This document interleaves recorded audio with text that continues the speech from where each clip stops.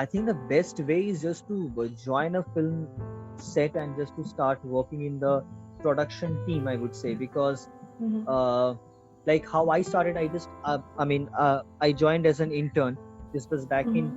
Calcutta, and I was working in a TV show over there. So I joined as an intern over there, and that's how you get to know all the ins and outs of a production. Because as a producer, uh, I mean, for each and every department there is a person who is specialized for that, right? In the art Mm-hmm. department you have a production designer or an art director. In the costume department you have a costume designer. But Mm-hmm. being a producer, you actually have to look after each and every department. You don't Okay. have to actually deal with the uh, like the detailing of each and everything, but you have to in a way supervise each and every department that things are going on in a proper way, and it's creatively also very good. So being in the production and at least like learning the basic things, that how many departments are there, who are the Mm-hmm. people who are working in those departments, what are their exact roles, these things are very important. And another thing which is very crucial is that in in any kind of set, what really uh, you know affects the uh, newcomers maybe Mm-hmm. uh, are the ego of the senior people in a way. Mm-hmm. So they are sometimes so like intimidating in their way, that the Okay. Yeah. newcomers like feel very scared to ask them about about certain things. So Mm-hmm. it's very important to be on the set and to actually uh, kind of like see that how things work, right? Mm-hmm. With whom you can speak in which way, and just to Mm-hmm. know that you cannot say this thing to this person, since each and every person is working on a set.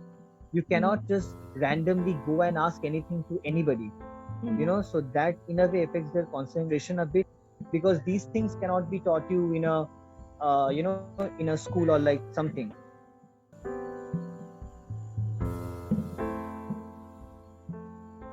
Just providing them with proper food. Trust me, Okay. that's the only thing which the crew wants.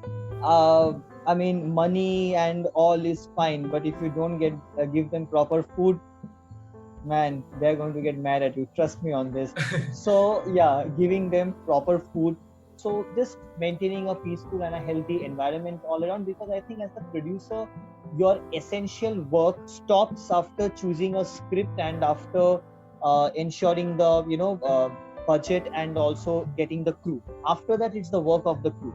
After that, each and every HODs work on their respective departments.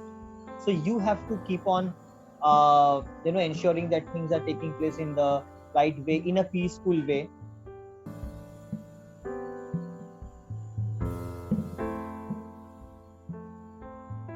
Very frankly, I think production just happened to me by chance. I never intended to be a producer, because like very frankly, if you ask someone who is no way associated with any film, like who says that I want to be an executive producer, or I want to be an associate producer, like nobody even knows of it. Like people always dream of becoming an actor, or like something in the creative field.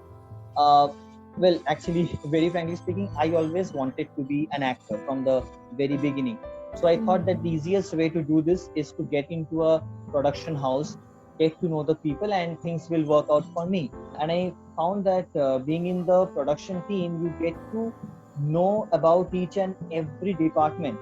So you're someone who is not basically doing work of each and every department, but you are kind of ensuring that every department functions in the right way. So for that, having a knowledge about each and every department is very crucial.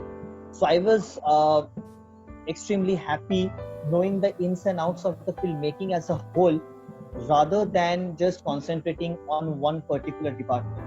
So I think that's how I uh, joined and just worked very happily in the production team. And yeah, that's how things happened for me.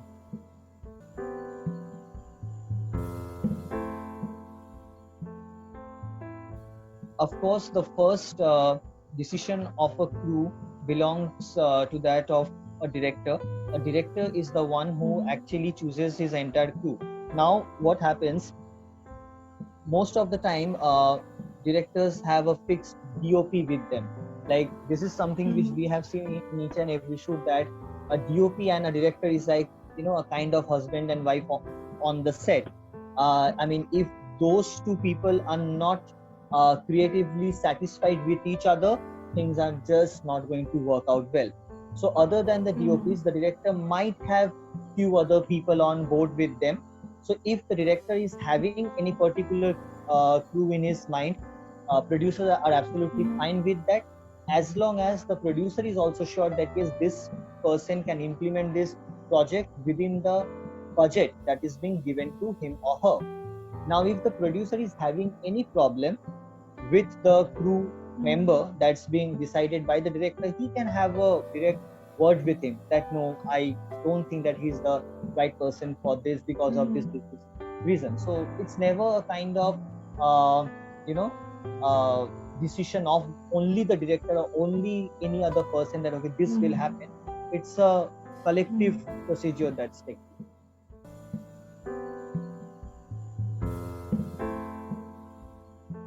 I personally don't find any difference between a short film and a film.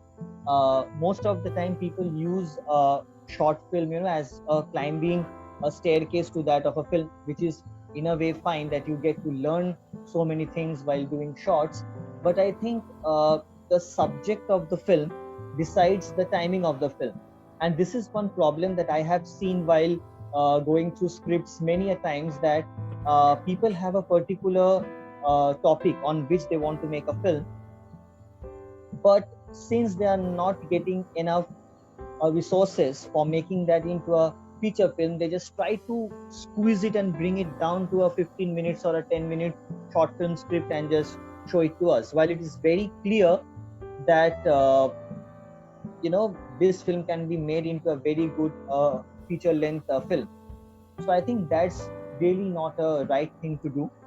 I think if the subject of the film demands that okay, this film should be completed within 10 to 15, no, not 10 to 12, I would say 10 minutes at the very max, then I think it should be decided as a short film, or else it should be made as a feature film.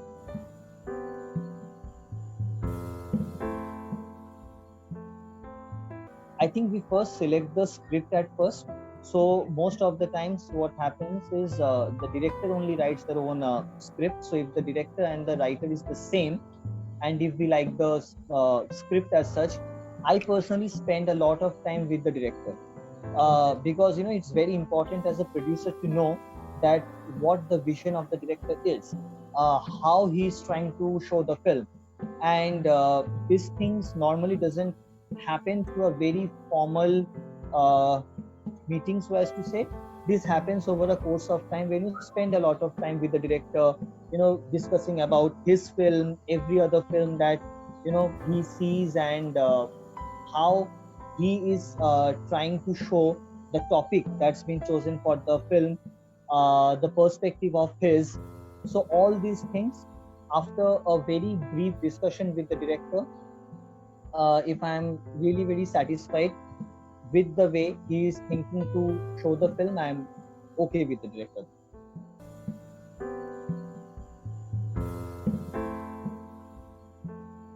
I can definitely recommend names of few directors whose short films are like really great.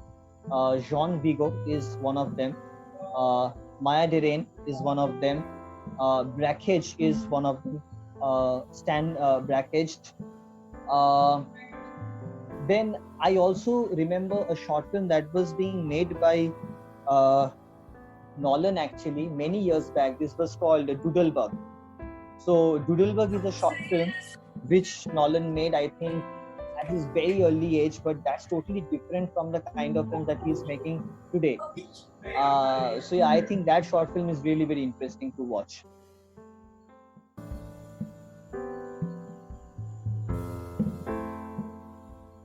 I think on one hand we are getting really very frustrated sitting at home and not actually shooting on floor, but I'm getting lots and lots of scripts every day, and it's really very disturbing to find that 90% of the script is based on this lockdown only. And in a way, most of the scripts are like same. So yeah, going through various scripts, that's what keeping me busy. And hopefully we can get back to shoot something on floor really very soon.